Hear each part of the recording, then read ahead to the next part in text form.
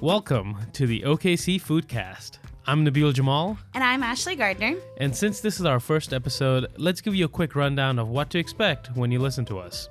It doesn't matter if you're most comfortable in your kitchen cooking up your favorite meal or enjoying your favorite meal at a restaurant. If you love to eat like we do and you love delicious, mouth-watering food, then you're in the right place. Join us each week for tasty tidbits and fascinating stories revolving around food in Oklahoma. From the best eats in your neighborhood to recipes you can actually cook at home. Plus, we're going to have special guests like local chefs who will give us an inside scoop on the ever-changing landscape about the food in Oklahoma. So, pull up a seat. And let's dig in. And for this week, especially since Valentine's Day is right around the corner, so all you people who haven't made plans yet, we're here to help you out if you can get reservations. I can't believe it is right around the corner. I know, it is. January has flown by. Mm-hmm. Tell me about it. But we're going to talk about special Valentine's Day menus that you can find around the city. And obviously we can't mention all of them, but we picked a few. And with a little bit of research, you can find the rest. But this will get the ideas flowing. And we're going to talk about aphrodisiac foods. Yes, it should be a lot of fun. It's gonna be interesting. So get ready for Valentine's Day. So let's start with our Oklahoma City restaurants that have special Valentine menus. But before we get into the foods and the restaurants, Ashley, what was your eat of the week? Since this is the first episode, let us tell you what we're doing. Every episode in the start, we're going to talk about our eat of the week. It can be our favorite place that we ate or something that we cooked that was just amazing that had to be the eat of the week. So basically, the best thing we ate this week, Ashley. The best thing I ate this week, I had brunch with my friend Natalie. And I feel like that name's going to come up a lot. Yeah, she is. She's an incredible cook, just absolutely amazing. She made these savory pancakes, and the pancakes had baked inside of them or cooked inside of them bacon, poblanos, red bell pepper, and chives. And the dough was like a mixture between masa and flour. You make the pancakes, then once they're made, you put pepper jelly, like jalapeno pepper jelly jam on top, and then top it with some more chives. Oh my gosh, that sounds fantastic. With Bloody Marys. Like, it was amazing. I cannot wait to make those again. Next time you make them, I want to eat them. I will. I'll share them with you. What was your eat of the week? My eat of the week was Queen of Sheba. Ooh. And I think you've eaten there. Yeah. It's a Ethiopian restaurant right here on 23rd and MacArthur. Mm-hmm. And I had never been here. I have eaten Ethiopian food before, but not at Queen of Sheba. What do you think? It was good. Yeah. And I mean, it had a very authentic vibe to it. Yeah, it feels which very I like. Family owned. Yeah. I love the fact that they didn't give you cutlery. Yeah. You know, no utensils. utensils. My friend told me, he was like, "Hey, are you weird about eating with your hands?" And I was like, "Dude, I'm from Pakistan." That's how we eat most our food. Right. So, I mean, we went there. They served us this fantastic platter of food, and it had beef, it had vegetables. Yeah, I also love how it's like one big platter that you're sharing. Yeah. What is the bread stuff called? It's called injera. That's right. And it's this nice spongy bread that absorbs all the flavor and the curry, and it was really, really good. Yeah. And we had these appetizers, sambusas. They were very reminiscent of a Pakistani snack food, which is called a samosa. Oh, I know samosas. Yeah. I love samosas. Yeah, and it was a similar filling. It was so good. Nice. They just didn't serve it with chutneys. Okay. Which Pakistani people do. Right. The first time I had Ethiopian food, it was in Houston. And I was totally in love with it. But they also had this honey wine that they served, and you could actually buy it by the jug, like little jug. And so it's like fermented honey wine. It was so good. Kind of like mead. Yeah, yeah. And that's exactly what it is mead, but they called it honey wine there. I would love to find a place in Oklahoma that has that wine. So good. Let me know when you find it. All right. On to the special restaurant menus. Yes. I am so excited about this. I am looking forward to my meal on Valentine's Day. Oh, do you know what your meal's going to be? Yeah, but I can't disclose anything because Serena will be listening to this, I hope. Yes. And we'll find out. Keep the mystery. That's right. She keeps asking, what are we doing? I was like, you'll see. Well, I can't wait to hear what y'all do. Wouldn't it be a surprise if we did nothing? Surprise! Happy Valentine's Day. I'm sure you would be getting nothing too. Bet you weren't expecting that. All right. So we'll start from like the center of the city and kind of move outwards in no particular order. But the first one that we have to mention, starting in Bricktown, is Mickey Mantle's. Always a classic. Always. And Mickey Mantle's does these special dinners from time to time, but their Valentine's Day dinner is just even more special because it's Valentine's Day. Yeah, romantic. So you get a 4-course dinner for $89. And I mean, what more could you want, right? You get lobster, you can get steak. Mickey Mantle's is so good. Yeah, sounds like a delightful culinary treat. That's right. That's right. All right, so the next one on the list is going to be the melting pot. Mm-hmm. So, I mean, really, the melting pot and fondue is synonymous. That's what I was going to say. Valentines. That's what I was going to say. At the melting pot in Bricktown, they will be doing a 4-course fondue dinner for $120 per couple. And this is going to include lobster bisque, cheese fondue, and so much more. Lobster bisque, cheese fondue? Yeah. I mean, that sounds really sounds good. mouth-watering yumminess. Yep. I'm going to have to go to the melting pot for one of these dinners at some point. Yeah, me too. I've been once, but it was like an event, so it was just little nibblers. Yeah, I've that's never had a different. full dinner there, but I hear it's amazing. And I want to go for one of these special dinners. Where they just pull out all the stops. Exactly. Yeah. Exactly. The next one, a little further from Bricktown in Midtown, is Cafe Cuvée. You know, I just went there recently and was totally impressed. Yeah, it's just masterful French cooking.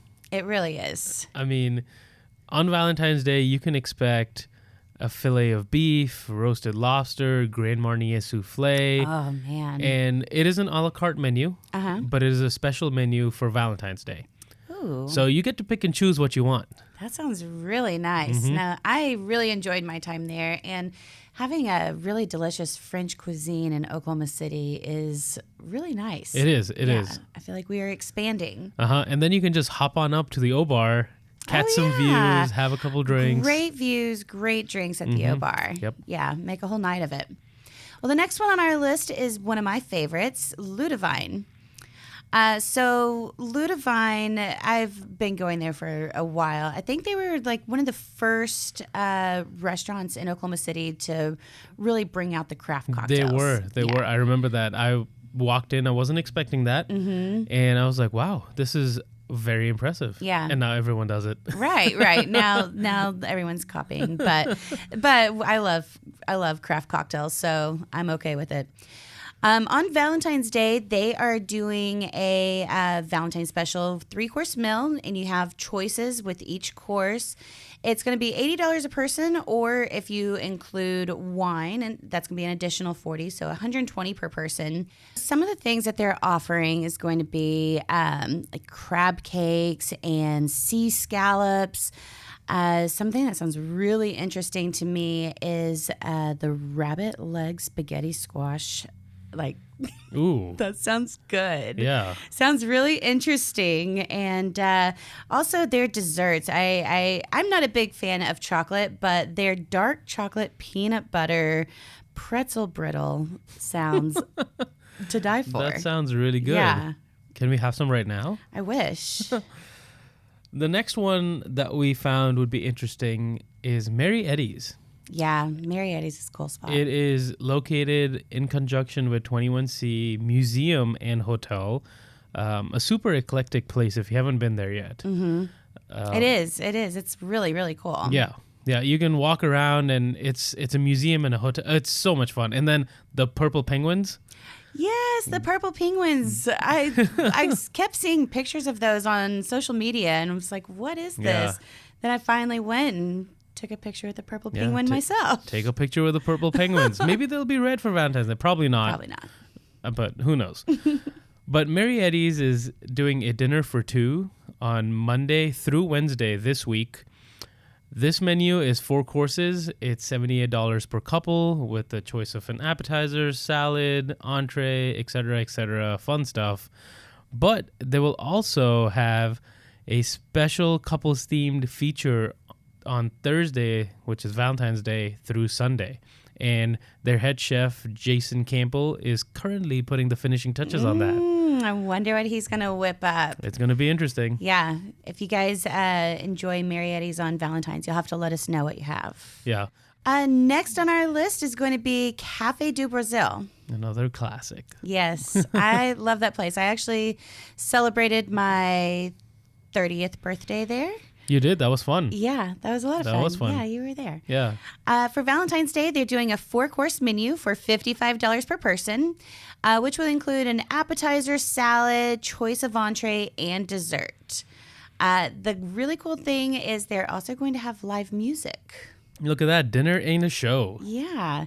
And then you have, what's the bar upstairs called? Bossa Nova. Bossa Nova, yeah. So it's another spot. I like these places that it's kind of like a 2-in-1 thing. Go to one spot, but you can walk to another. Yeah, and those are becoming more and more common to find. They really are, yeah. They weren't before, but now they're become very common to find. And Bossa Nova also has an outside rooftop patio. Right. So if the weather is nice, you know, you can sit out there. The weather's nice. We need some warm weather. Yeah. They also have really good cocktails, too. It'll happen. Oh, I hope so. I really do. The next one on the list, Metro Wine Bar. Oh, I like that place. And that one is near Nichols's Plaza, right on 63rd and Western. Uh-huh. And they're doing another 4-course menu. And this one is $75 a person with an optional wine pairing. And they will give you the menu after you make reservations or if you ask them nicely. That's funny. So if you send them an email and you request the menu, or if you make reservations and you include your email in your reservations, they will send you the menu beforehand. Interesting. That's all right. it's a nice little intriguing part of it, right? So it's kind of a surprise. Yeah, and I haven't done this because I didn't make reservations there. But right. if you do, let us know what it is. Yeah, please let us know. And the last on our list is Union Wood Fired Grill. For Valentine's, they have a $79 prefix menu. And this is going to include a long-stemmed red rose for your Valentine. Boom, cut cost on flowers. Add that to your meal. Yes, and it's located on 63rd and May. I've been dying to go there. I have not yet been to the Union Wood Fired Grill. It's a mouthful. Yeah. But I've heard good things. So definitely, if you check it out, let us know what you think.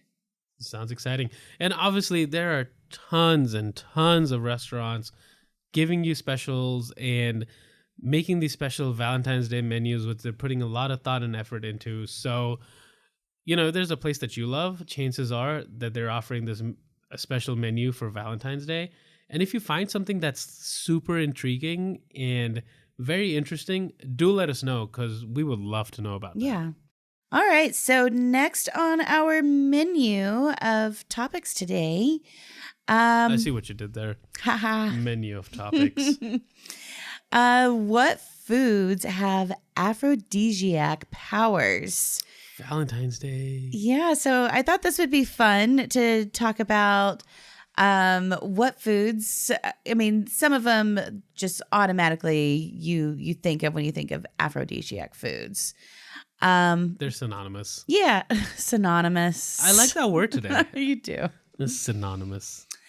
So, and then there's also, we have some surprise foods that you may not have known have these powers. Some have surprise foods. have these sexy powers. So if you're cooking at home, Yeah, exactly. which is an excellent alternative to going out as well, Yes. is just creating and handcrafting this special meal that you put so much thought and effort into. Use some aphrodisiac foods. There you go. Boom. All right. So the first one is going to be, and this is a drink, not a food, but red wine. Red wine not only can help you get in the mood, but it has a powerful antioxidant that can quite literally get your blood pumping. And a little wine before, during dinner is always romantic. Yeah. And, it says alcohol lowers inhibition. There you go. And so, yeah, use it wisely. Use it wisely. Use the red wine wisely. The next one, everyone knows this. If I tell someone to guess, they're going to say chocolate. Yeah. Right? Valentine's Day and chocolate go hand in hand. They're synonymous. I was about to say that, but I didn't. I said hand in hand. Thanks for calling me out. They are, though. It wouldn't be complete without chocolate. Right. A box of chocolates or a chocolate fondue. Right. They have a powerful chemical, phenylethylamine.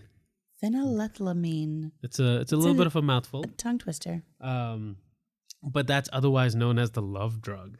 Nice. And it just enhances the action of the dopamine and controls the pleasure and reward center of your brain. So gotta have chocolate. Gotta have chocolate. It's a no-brainer, easy, slip it in the meal. Slip it in the meal.